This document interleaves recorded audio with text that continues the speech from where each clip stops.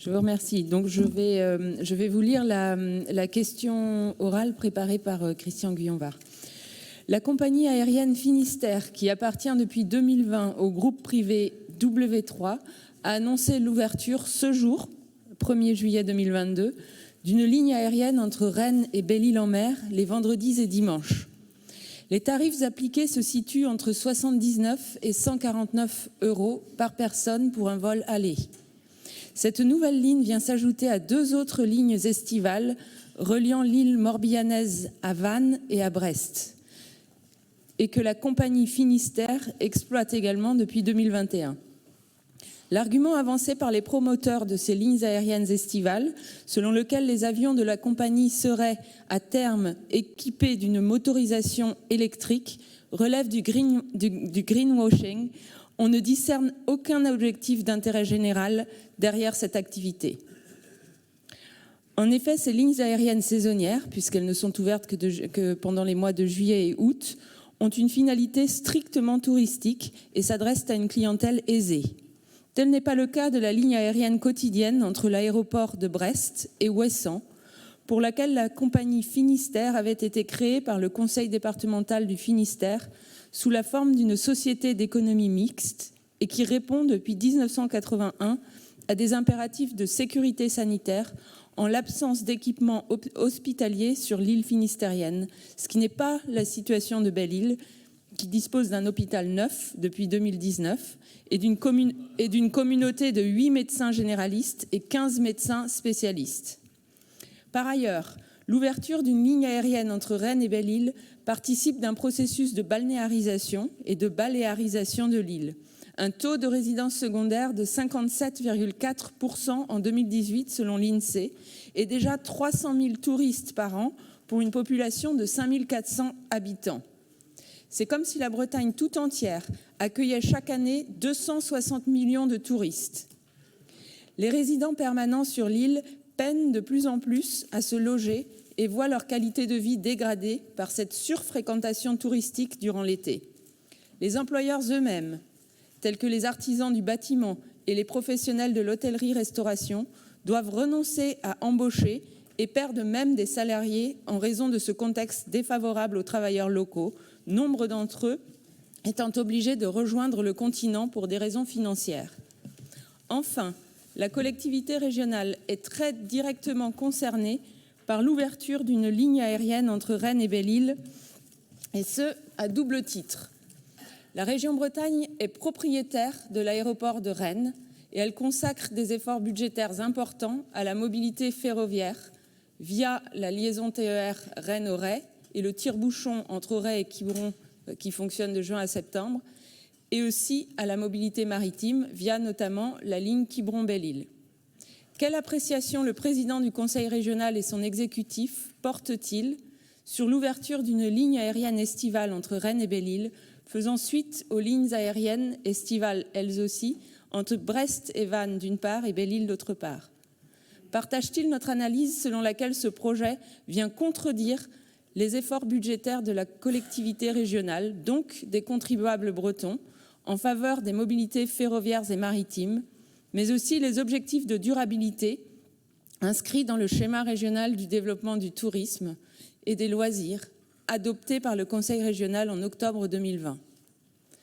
Le président du Conseil régional et son exécutif pensent-ils que la région Bretagne, au titre de responsabilité que la loi LOM de 2019 lui a attribuée, à savoir un rôle de chef de file pour structurer la gouvernance de la mobilité et délimiter les bassins de mobilité, devrait exercer un pouvoir de régulation des activités de transport sur le territoire régional dans le sens de l'intérêt général, d'une optimisation du budget de la région et de la lutte contre le dérèglement du climat.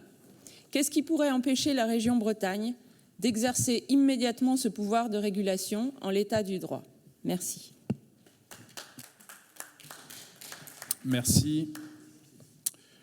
Je vais vous répondre en l'absence du président par ailleurs. Donc, quelques éléments. La liaison aérienne Brest-Ouessant que vous évoquez est exploitée par Finistère dans le cadre d'une délégation de service public et répond notamment, comme vous le précisez, à des impératifs de sécurité sanitaire. Cette liaison est donc vitale pour l'île et je salue bien évidemment notre collègue maire. L'équilibre financier de la DSP ne peut cependant, et vous le savez, dépendre uniquement de cette liaison qui est structurellement déficitaire. Ce qui est sur le fond n'est pas problématique.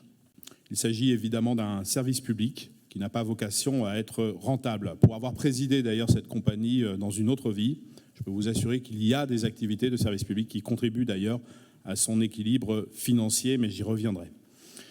Dès lors, deux solutions s'offrent à nous. Interdire aux délégataires toute activité annexe, ce qui provoquerait un déséquilibre financier insurmontable de la DSP et donc un refus d'exploitation de Brest-Ouessant à terme. Ou permettre aux délégataires d'avoir des activités annexes et donc d'autres lignes pour compenser le caractère structurellement déficitaire de la liaison Brest-Ouessant. Le choix qui est donc fait, c'est d'abord celui de permettre aux Ouessantines et aux Ouessantins d'être connectés au continent, d'avoir un service public de qualité grâce à ce supplément aussi d'activité. Pour mémoire, je vous donne les coûts d'exploitation de cette ligne. Cette ligne coûte en coût d'exploitation 800 000 €, les recettes passagers à hauteur de 200 000 €, la contribution du Conseil régional de Bretagne au travers de la DSP à hauteur de 600 000 €, et les activités annexes que vous évoquez correspondent à 15% des frais d'exploitation, soit une économie de 150 000 € pour la collectivité que nous représentons. Il faut également rappeler que la motorisation électrique, contrairement à ce que vous pouvez dire, ne relève absolument pas du greenwashing. Il n'y a pas de liaison Brest-Ouessant sans activité annexe de Brest-Ouessant, donc pas de développement de la technologie de motorisation électrique. Derrière cette exploitation de ligne, il y a un écosystème qui se mobilise pour que la Bretagne soit en pointe sur ces questions d'innovation. C'est notre rôle d'accompagner ces transitions que vous évoquez pour que demain, nos avions n'émettent plus de CO2. Lors d'une dernière commission permanente, en mai dernier, nous avons d'ailleurs voté un partenariat expérimental pour promouvoir l'aviation électrique et faire de cette activité une activité majeure à terme. Et donc, notre volonté est de financer, vous le savez, l'équipement de bornes électriques notamment et des activités d'aérodrome qui permettraient le développement de ce type d'aviation. On peut aussi rappeler, dans un contexte que vous avez à cœur d'évoquer souvent, le contexte international, chers collègues, on peut aussi rappeler que la Suède, souvent érigée en modèle sur ces questions de transition, a récemment décidé que seuls des avions électriques pourront opérer les lignes intérieures en 2030. Même chose pour la Norvège, mais d'ici 2040. Dès lors, comment poursuivre une telle ambition au niveau national si nous n'offrons pas les moyens de la faire pour une liaison de 18 minutes entre Brest et Ouessant ?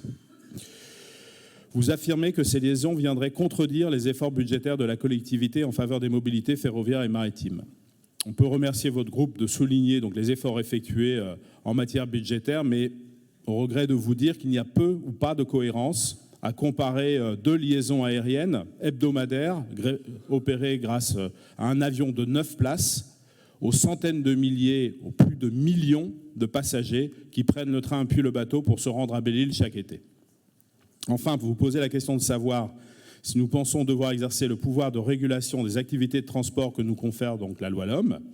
J'ai déjà eu l'occasion de l'évoquer plusieurs fois dans cet hémicycle. C'est précisément ce que nous faisons en travaillant pour la première fois une stratégie aéroportuaire régionale à laquelle vous serez conviés, non seulement pour réfléchir à l'avenir de nos aéroports régionaux, mais aussi pour avoir une stratégie cohérente avec l'ensemble des plateformes aéroportuaires bretonnes.